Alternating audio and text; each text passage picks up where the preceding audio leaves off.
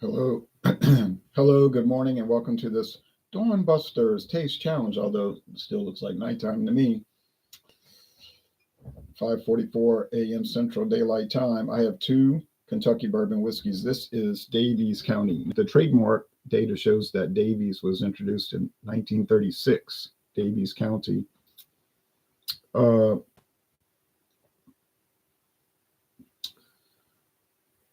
I don't know if it was its own distillery. It might have just been a brand that was distilled at different places. And this particular is not distilled by Lux Row. It's a Lux Row Distillers brand, but it says on the back that it was bottled for Lux Row in Bardstown, Kentucky. That might have been Heaven Hill doing it.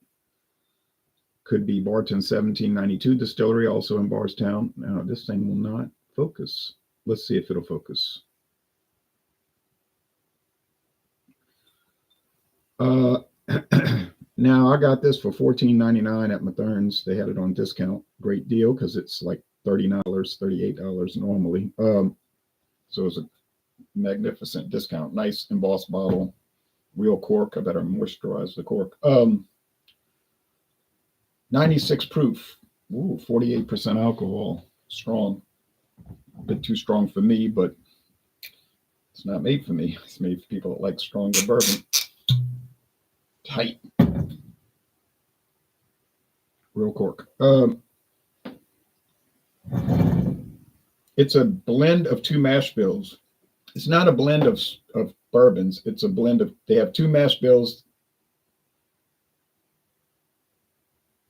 and they probably distill them separately and then they blend them and then they age it. So then it would be one bourbon if it's aged together.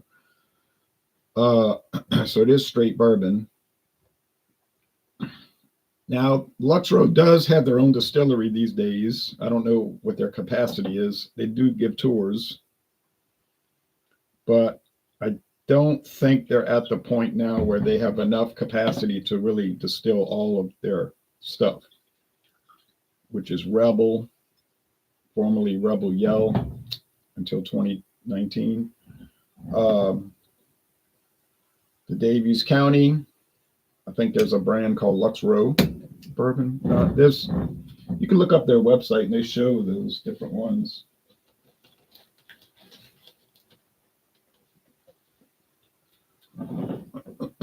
And that's owned by Luxco of Missouri.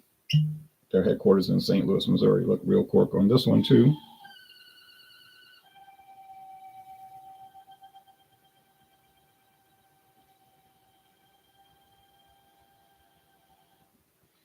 Luxco was an independent family-owned company. The family name was Lux, L-U-X.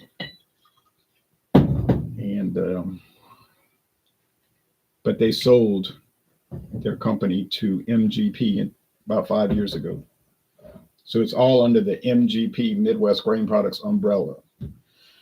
Seems like they let it seems, you heard what I said, it seems like they allow it to run independently more or less, I guess as long as they're making money. Urjo says, why did they rename the Rebel Yell? I heard that was Keith Richards' favorite whiskey. Oh, really? Well, you know why, because Rebel Yell was like Confederate, the old Confederate Army used to have that Rebel Yell during a charge or, during an attack. And, right? Oh, we can't be associated with that.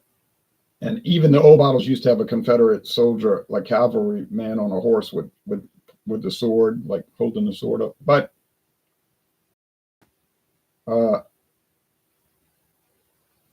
company became a bunch of wusses and they changed it. Now it's called Rebel. It doesn't mean anything. I don't know. It's an old brand. Rebel Yell was an old brand going back to the 1800s, wasn't it? And nobody had a problem with it. No one had a problem with it until like 6 years ago. Everybody would drink it. No one cared. Maybe now we're going back to that where people are saying, man, I don't want to hear all of this, So now you got our reaction to all of that, right? As we've seen with recent political developments. But they always go, the left hand always goes too far. And then there's pushback. That I've said this for years. They always overestimate their strength, and they'll say, "Oh, it's our new world. This is it for Davies. I don't have enough to do another challenge. It's all over now." So they'll say, we're in our socialist paradise now. That's what they'll think. And then they'll start to really institute a lot of hammer and sickle type things and try to bring down their grip on people, like saying, you have to have this or you'll lose your job. We're going to push. And then there's a reaction and they never can understand. It's like, oh, we didn't do our messaging correctly. No, that's not the problem. It's that people don't like the message,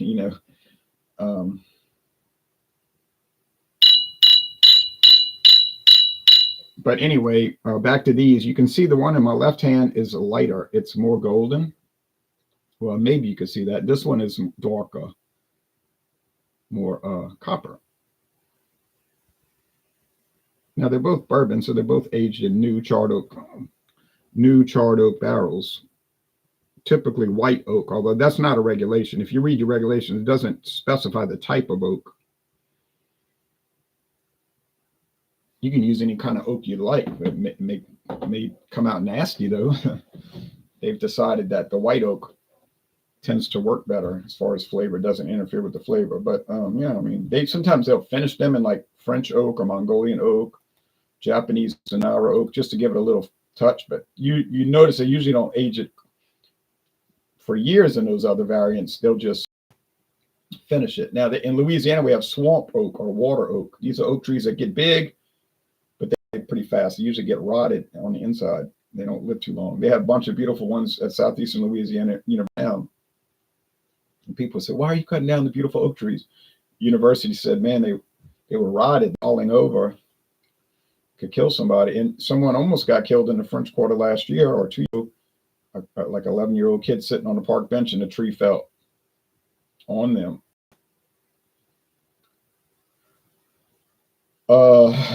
Big oak tree fall over in the snowstorm last week, huge, down east, couple of streets east, and you could tell it was rotted on. That thing might have been 150 years old, but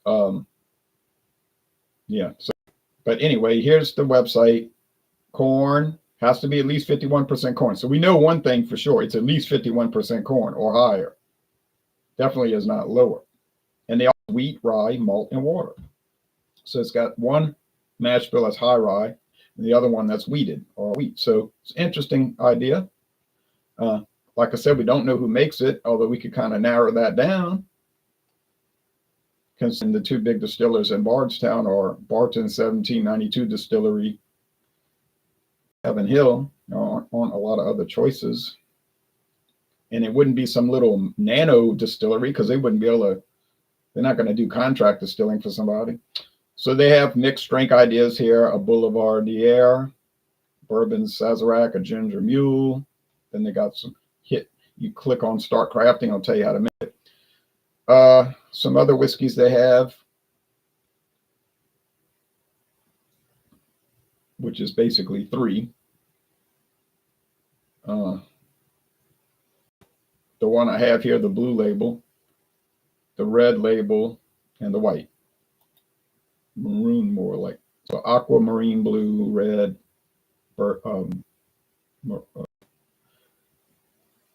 kind of a maroon. Cabernet Sauvignon finished. Corn, wheat, rye, and water. One wheated, one high rye. So it's the same product. It's just finished in Cabernet Sauvignon. Here's the white label. Finished in French oak. One wheated, one rye mash, 96 proof. Finished in French. So they're taking the same product and they're doing it three different ways to make it seem like a big difference, but really it's not much. You say, well, Jim Beam does that. You got Devil's Cut, double oak, this and that, and it's all the same stuff, treated different way. I know that. They all do that. Irish companies do that. Scotch, they take the same base and they flip it different ways and make it look like they got this elaborate portfolio, or like Taco Bell. They take basic things and they just do it different ways, and but it's still ground meat, beef or chicken, cheddar cheese, red sauce, diced white onion, and they just, I don't have to explain that to you. You know that. Everybody knows that. Damien Haffey says three is more than enough. I guess. I don't think Daviess County is like a huge brand. It's around. Oh, you'll see it around. You won't see it everywhere.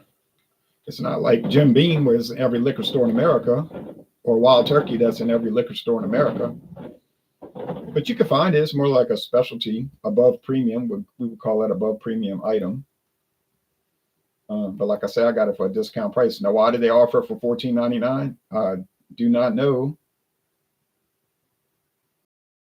Certainly didn't ask. I just bought it, looked at it, and snapped it up. Did I know it was a big discount? Not really, but it looked like us. You could see it had a cork and all. It looked kind of fancy, so I thought, yeah, this is it. Yeah, 35. And I came home and I checked the price, and I was like, woof, $35.99. But look, they're showing. I'm looking at Total Wine right now. I'll show it to you. You can look with me, and then we'll do the tasting, and you'll see what I mean. These companies don't list everything. Toasted barrel finished. I wasn't on the website, but there it is. They got it in stock, $62.99. Daviess County, the one I have right now, $35.99. So I got it, half price, more than half. Cabernet Sauvignon, I showed that to you. French Oak, showed that to you. Now here's another one. Limited edition double barrel bourbon, $65.99. Okay. Why they don't have it listed? Well, they might have only made it once. Put it out there, see if it moves. You know what I mean? Happens with it. If it doesn't move, they just let it go. Don't make it again. And as of that with beer, that any beer company does that. They'll put something out, see what happens, then you never hear from it again. Like that Budweiser Nitro can that people seem to like it, but maybe it didn't sell like they thought. And then it came out right at the wrong time, right in 2020 started with, what happened then. So that, I don't know that, but I don't know why that would affect it, because really people were drinking at home. I think alcohol consumption went up during this pandemic. It didn't mean you could go to the store and buy stuff. So I don't know.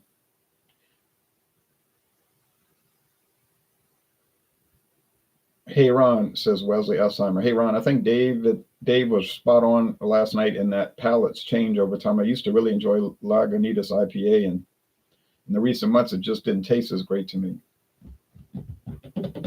Maybe something happened to the product. I noticed they came out with a new, and Lagunitas has changed over the years. I proved that. I had videos going back 10, 12 years, 13 years, and the IBUs kept dropping.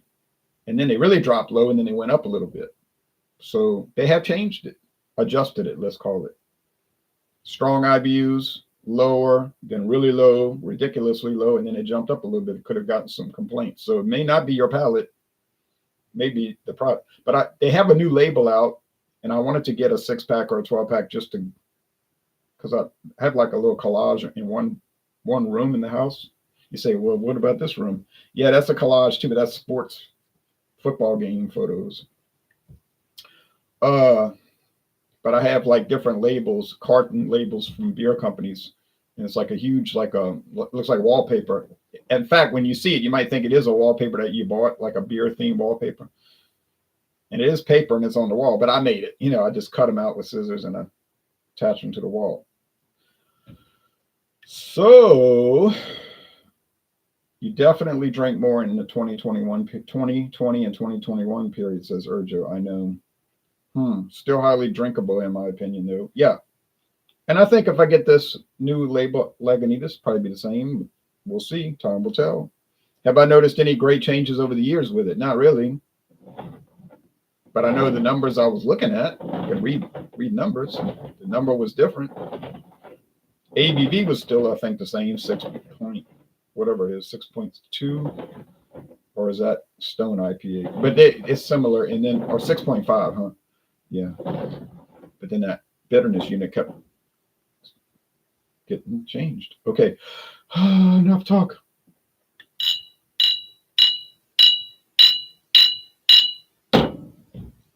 This should not be much of a challenge, let's be honest, because we're talking about 80 proof versus 96, 40% alcohol versus 48%.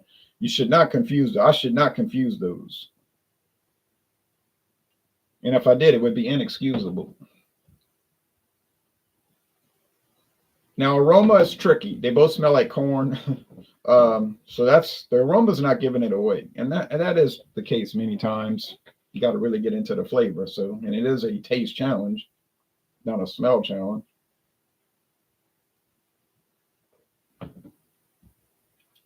Yeah, mild corn, charred oak, little rye spice. Good stuff. And I said Bird Dog was good. I just said it was kind of bland. I gave it a good score, B. And I'll sometimes I'll say that, like, oh, this is a B, and then somebody else, if I'm doing a duo review, whoever it will, they'll say, I thought you liked it. Why are you saying it's bad? Well, if I give a product a B, I'm not saying it's bad. I'm saying it's good but not great. If I gave it a D, that would be bad. Okay, let's think about it. A D is bad. It's just a bad product. You could drink it, but you would hate to do it. It's bad. A C means it's average. It's not really good. It's not good. It's just so-so. Kind of like NFL referees, NFL officials, they're average. They're not good. They make all kind of mistakes. Some people would argue that they're bad. Well, I wouldn't take issue with that. They're definitely not good with all the money they make. They make so many mistakes.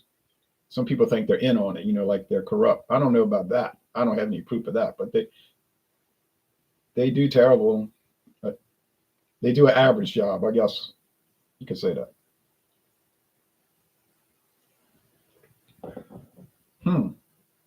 Okay. Well. This one seems milder. Yeah, B is a good rating. Damien says, let's drink. Well, I wouldn't drink at 6:02 in the morning. I wouldn't drink alcohol then. That might be a sign of a problem. But I mean, I'm just doing a tasting, obviously. B is a good rating. It is. I have missed it, but what is the price on the select stock?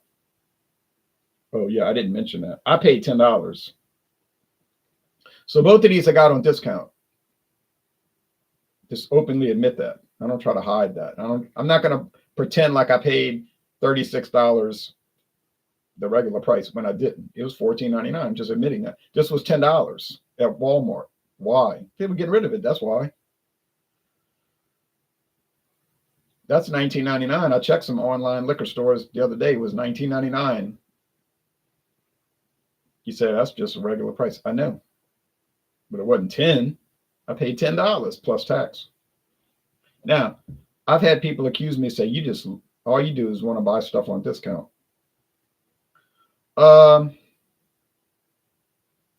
Let's think about this for a minute. If I'm walking around in a store and I'm not looking for liquor, you say all you do is buy liquor at store. No. Sometimes I buy beer. Sometimes I buy wine. No, but I mean, I do regular grocery shopping like anyone else. If I see something that is obviously deeply discounted, yeah, I'm going to buy it. I saw that the Dewar's 12-year aged, the old one, they call it the Ancestor. They don't make it anymore. They changed it. But it was a big handle of Dewar's 12-year aged Scotch, the Ancestor.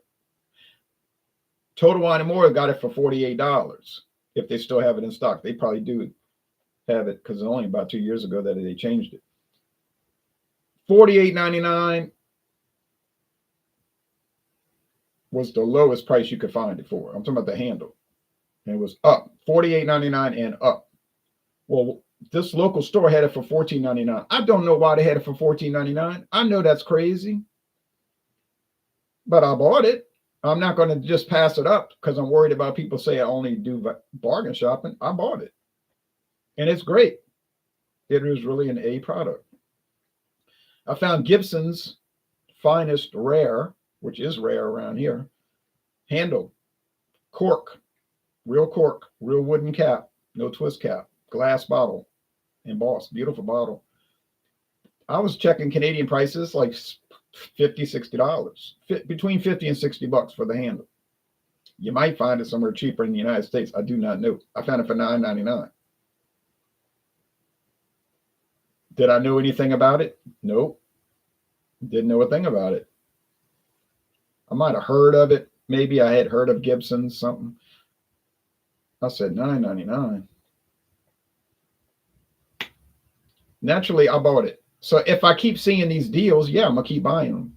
So why would I go and pay the full price for stuff when I got a whole two full shelves of unopened Scotch, bourbon, Irish that I got on super discount? Not all, obviously, not all, but half.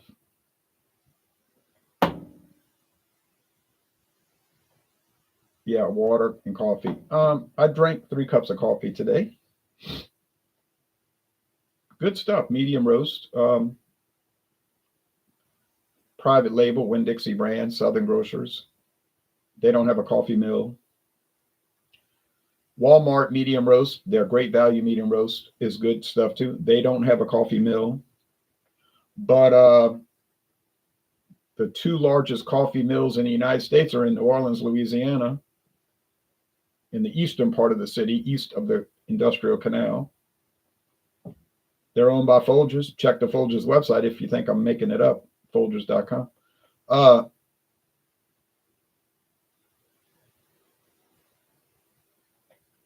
Yeah, think about it. Get some Folgers medium roast, great value medium roast, and this Southeast Grocers medium roast. Do a blind taste test. You'll say, oh, they taste exactly the same. I wonder why that is. But they've tried to mask where it comes from. Walmart's going to try to hide where that comes from. And I don't even know if you can figure it out with the production code. You might, if you could find out what is the registered production establishment code for those Folgers coffee mills. I don't know if you could find out. I did find that out for the canned meat, the Vienna sausage. They have Armor. It's called Armor Star, and it's registered as a poultry processing plant in Fort Madison, Iowa, right on United States Highway 61 next to the Mississippi River. So you got highway, rail, probably a railroad by the river. It's a huge place. Armor Meat, one of the biggest meat companies in the world. I don't think you'd want to take a tour of that. If you ever did, you'd never eat canned meat again.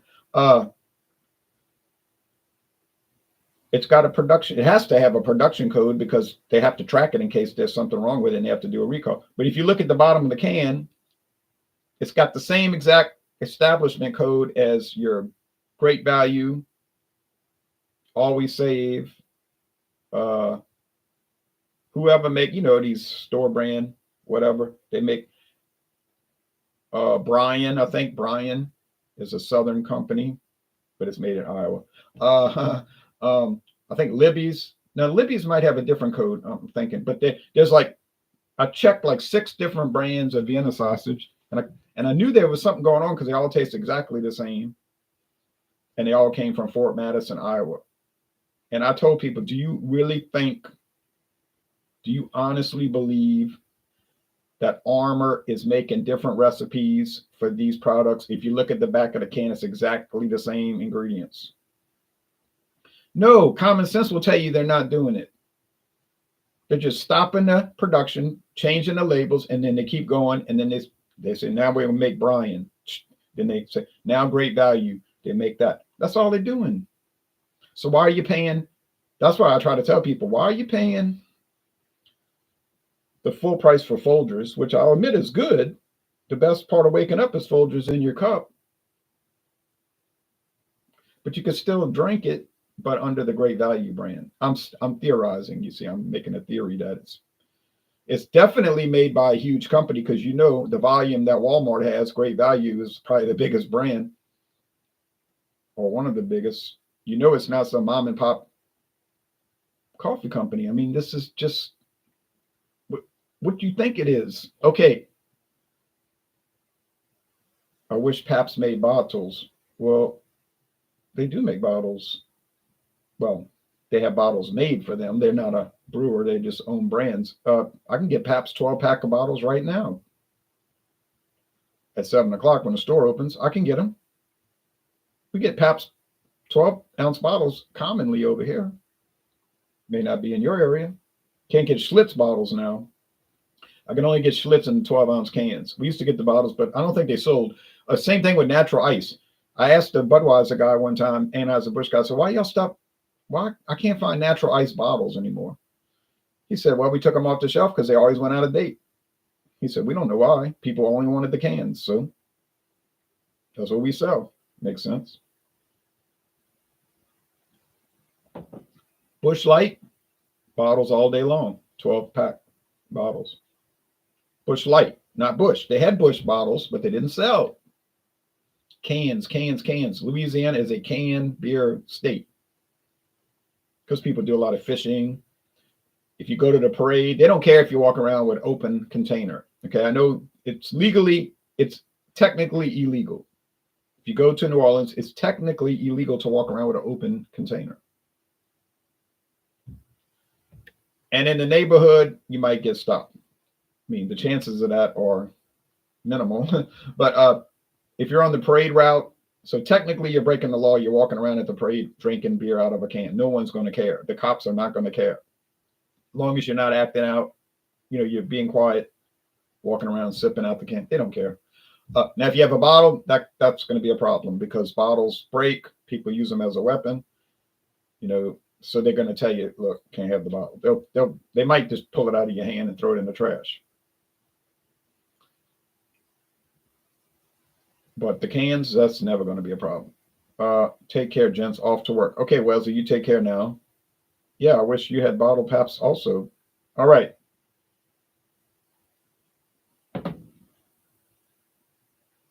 Now remember, I'm talking about New Orleans. I'm talking about the tourist areas like the French Quarter, Bourbon Street. They're not going to care if you're walking around with a can, open container. Parade route, Mardi Gras Day. Now, I'm not talking about regular days during the week. You're in the neighborhood. That may not. You'll see people walking with a paper bag and drinking out of it. And you know what they're doing, So they're being careful. And the cops, let's leave it to use your judgment. You have some kind of sense, use it.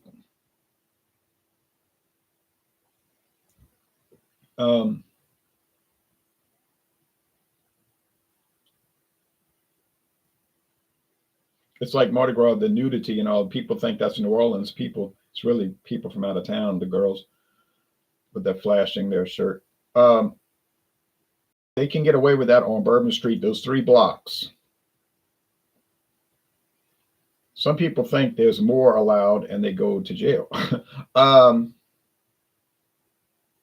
Only there, not anywhere else. If you're doing that anywhere else on the parade route, you're going to get picked up. I mean, they'll let you go at the end of the day, but you want to really be in a police van with a bunch of sick drunks for 8 hours in the heat, because a lot of times it gets up to 80 degrees. That'll be enough punishment for you. They don't need to press charges. They just let you go. You'll never do it again. All right. Now, some people go to Mardi Gras and they're belligerent. And they want to fight. Now, they're going to jump on you like hot potato. They're coming at you. The cops are coming at you. And they ain't going to be one cop. It's going to be 11. And you're definitely going to the lockup. And some people, like they say on the radio in New Orleans, some people make the mistake and they won't fight the cops. Now you're going to the hospital.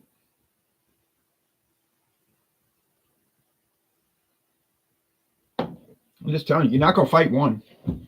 You're going to fight 11. Believe me, I have someone in my family tried to do that. You're going to fight the cops. He was in the hospital for weeks. This is Louisiana. This is not Vermont. They're not going to take your side. No one's going to say, oh, it's terrible. Look what happened to you. They're just going to say, well, you try to fight the cops. You got, you know what happened. Okay.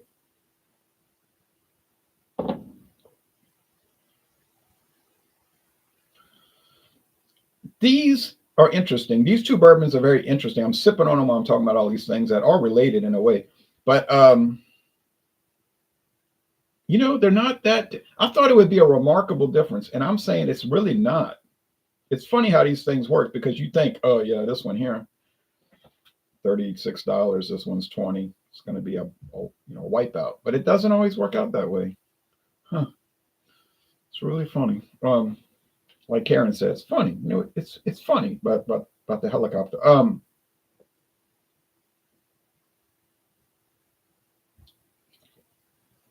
This has got to be the Bird Dog though, because it's so mild. There's no way this could be. This cannot be 96 proof. It's not possible.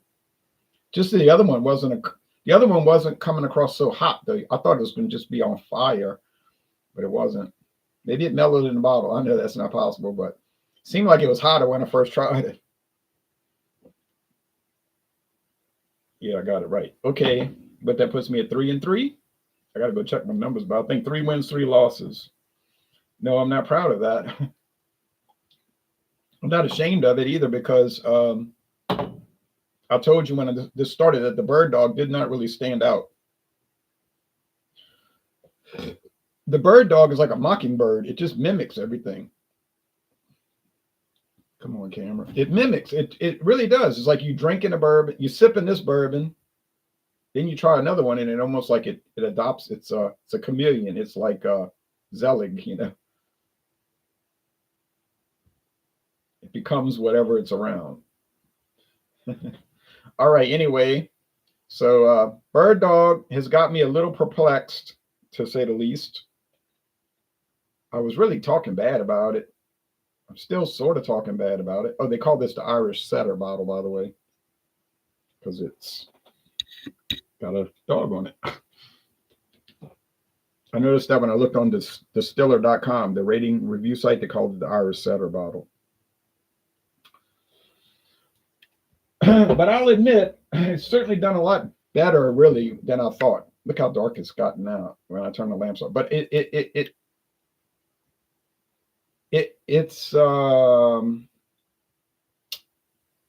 interesting. It's interesting. It is interesting, and I'm glad I bought it. Sounds zesty. I don't know about zesty, but interesting. Okay, thank you. And next time I'll go up against what's the next one coming up? Oh, golly. Oh, I think it's George Dickel Cascade Hollow. That's an oddball product. Man, I know. I got it on discount because I stumbled across, but there's no way I was passing that up. No way on earth I was going to pass up a George Dickel Red Label. And I've seen that one time in my life. And when I saw it, I was like Fred Sanford, like heart attack, I was like, and the price was amazing, and everybody loved it. We let people try it. They all loved it. They were like, oh man, this stuff's so good. Never saw it again. Baffling. Last drink? What do you mean last drink? I don't know what your comment means. All right, y'all take care now. Got to go walk, get some exercise. It's good to exercise every day, and I walk every day. Push-ups every day, sit-ups every day. Try to eat less. Many times less is more. All right, y'all take care. Bye-bye.